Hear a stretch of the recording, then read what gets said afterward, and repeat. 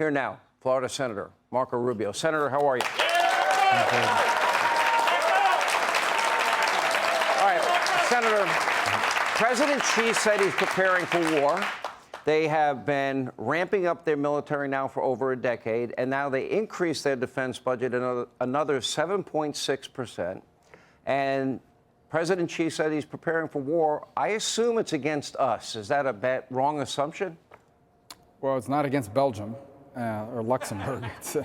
Look, I think the bottom line is we're in a conflict. And I think we have to start talking about it that way. You know, a lot of time, most of the people who are up here now don't remember. You know, I was very young, obviously, at the end of the Cold War, but it's been about 30 years since there was another superpower on the earth that was in conflict with the United States. And we are back in that place. And we need to stop pretending like that's not the case. Now, I hope it's never an armed conflict, but it's a conflict at every level you can imagine.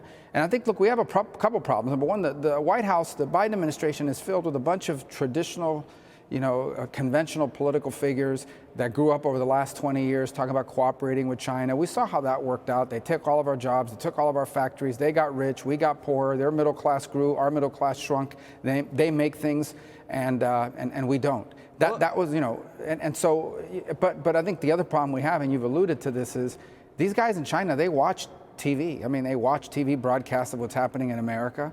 And I hate saying this because I don't want to encourage our enemies, but you turn on the TV and you watch Joe Biden speak on any topic, on any day, that does not inspire respect or apprehension on the part of our adversaries. They're probably saying, now's the time to strike, guys.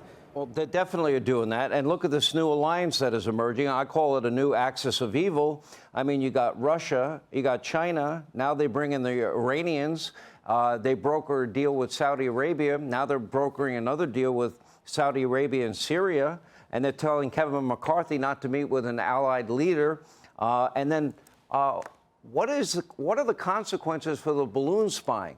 What are the consequences for taking out an American drone like Putin did? There have been no consequences. And I think that's part of the challenge that we have on our hands here. Look, it goes beyond these things. Just today, Brazil, in our hemisphere, largest country in the Western Hemisphere south of us, cut a trade deal with China. They're going to, from now on, do trade in their own currencies, get right around the dollar. They're creating a secondary economy in the world, totally independent of the United States. We won't have to talk about sanctions in 5 years because there'll be so many countries transacting in currencies other than the dollar that we won't have the ability to sanction them. As we are sitting here, focused on some of these nuttiness that's going on, people that are basically dedicating their lives in this country to ensuring that it is legal to mutilate children, to do drag shows in schools. They dedicate their lives to this, and we have another superpower that basically wants to become the world's dominant power at our expense, and these people don't want to focus on it. We had some person on The View yesterday say that our criminal justice system is no better than what China is doing with its genocide of Uyghur Muslims. So we better wake up, or we're going to live in a very different world than the one we've been used to, and it's going to happen very fast. We have military installations now that have drag queen shows. You know that. I played that earlier.